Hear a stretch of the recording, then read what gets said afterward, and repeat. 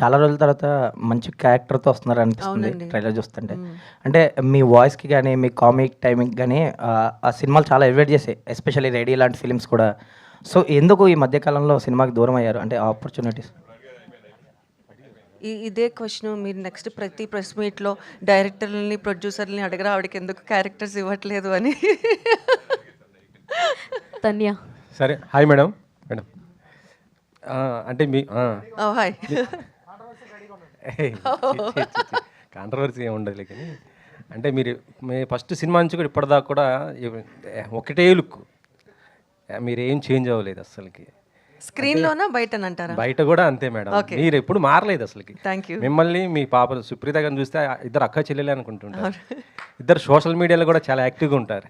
ఎలా అనుకుంటుంది సోషల్ మీడియాలో చాలామంది సెలబ్రిటీలు కొంతమంది వెనకడి ఉంటారు, కానీ మీరు చాలా యాక్టివ్గా ఉంటుంటారు.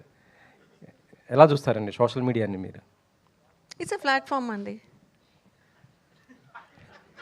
ప్లాట్ఫామ్ అంటే అంటే మీరు కొన్ని మీ ఫొటోస్ ఈ అంటే ఇన్స్టాగ్రామ్లో సోషల్ మీడియాని ఎలా చూస్తానంటారా? లేక దాంట్లో వచ్చిన రియాక్షన్స్ నాకు రియాక్షన్స్ని ఎలా చూస్తారు? నేను గతంలో కూడా ఒకసారి చెప్పానండి. ఫస్ట్‌లో పట్టించుకునే వాళ్ళం, తర్వాత పట్టించుకోవడం మానేసాం. మనదేంటి, నేనేంటి, నాకేంటి అంతే. ఈ చుట్టుపక్కల ఉండడం నాకు అనవసరం. నేనేం చేస్తున్నానో నాకు అది కావాలి. నేను ఇది పెట్టాలి, ఈ పోస్ట్ పెట్టాలంటే ఆ పోస్ట్ పెడతా. నేను ఇట్లా ఫోటో దిగాలంటే అట్లా దిగుతా. అది దట్స్ మై విష్ అంతే.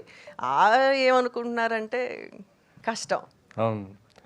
సో అంటే మీ పాపది కూడా ఒక డ్రీమ్ ఒకటి ఉంది. అంటే మా ఒక ఇంటర్వ్యూలో నేను చూశాను, మమ్మీ హ్యాపీగా ఉండాలి, చాలా హ్యాపీగా ఉండాలి, ఆమె హ్యాపీగా ఉండడం కోసం మేము ఏదైనా చేస్తాము ఇట్లా అనేసి చెప్పడం జరిగింది. మ్యారేజ్ ఇట్లా ఇది అనేసి, దానిపైన మీరేమంటారు? నా పెళ్లి గురించా, తన పెళ్లి గురించా? మీ మళ్ళీ మ్యారేజ్ చేసుకుంటే బాగుంటుందని ఒక ఎక్కడో విన్నాను మేడం. అట్లా సుప్రీత గారి ఒక ఇంటర్వ్యూలో ఆలోచన అయితే లేదు. ఉండుంటే ఇన్ని రోజులు వెయిట్ చేయాల్సిన అవసరం లేదు. ప్రస్తుతానికైతే ఆలోచన లేదు, ఇక మీదట కూడా ఉండదు అని అనుకుంటున్నా. మా అమ్మాయికి పెళ్లి చేసే వయసు వచ్చిందండి, నేనేం పెళ్లి చేసుకుంటానండి.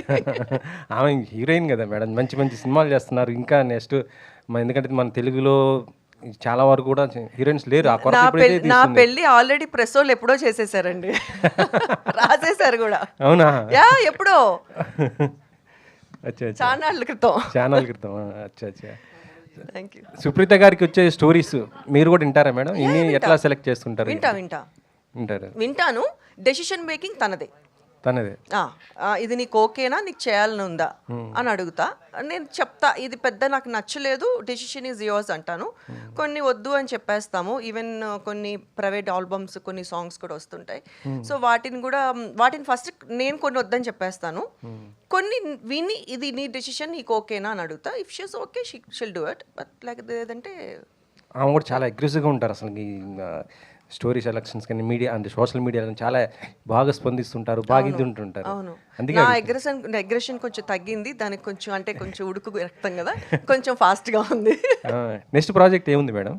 మీ ఇద్దరి కాంబినేషన్ ఎప్పుడైనా ఎక్స్పెక్ట్ చేయొచ్చా నెక్స్ట్? మళ్ళీ తను చేసిన ఫస్ట్ మూవీ ఇంకా రిలీజ్ అవ్వలేదు. బట్ ఆ మూవీలో నేను క్యారెక్టర్ చేశాను, తన కాంబినేషన్లోనే చేశాను. అది కూడా డాక్టర్ క్యారెక్టరే.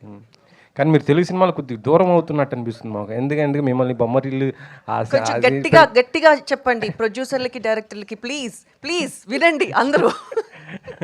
ఓటీటీ ప్లాట్ఫామ్ కూడా బాగా ఉన్నది ఈ టైంలో. సురేఖ గారు అంటే మాకు తెలుసు, మీరు బుల్లితెర పైన కూడా మంచి చేశారు గతంలో, నేను చూశాను. నేను వచ్చిందే టీవీ నుంచి కదండి. టీవీ నుంచి నేను ఎన్టీవీలో చేస్తున్నప్పుడు మీరు ఎన్టీలో ప్రోగ్రామ్ చేశారు. నేను చూశాను, ఫాలో అయ్యాను నేను. అందుకే అడుగుతున్నాను అనమాట. ఇప్పుడు మొత్తం ఇలా వస్తున్నారు కదా, మరి మీరు కూడా ఇటు మళ్ళీ బుల్లితెర మీద screens. I'm always ready to do TV or small screen or big screen అండి. బట్ వచ్చే అవకాశాలను బట్టి నేనేం చేయలేను అంతే. Okay, I'm always ready to do అండి. ఓకే.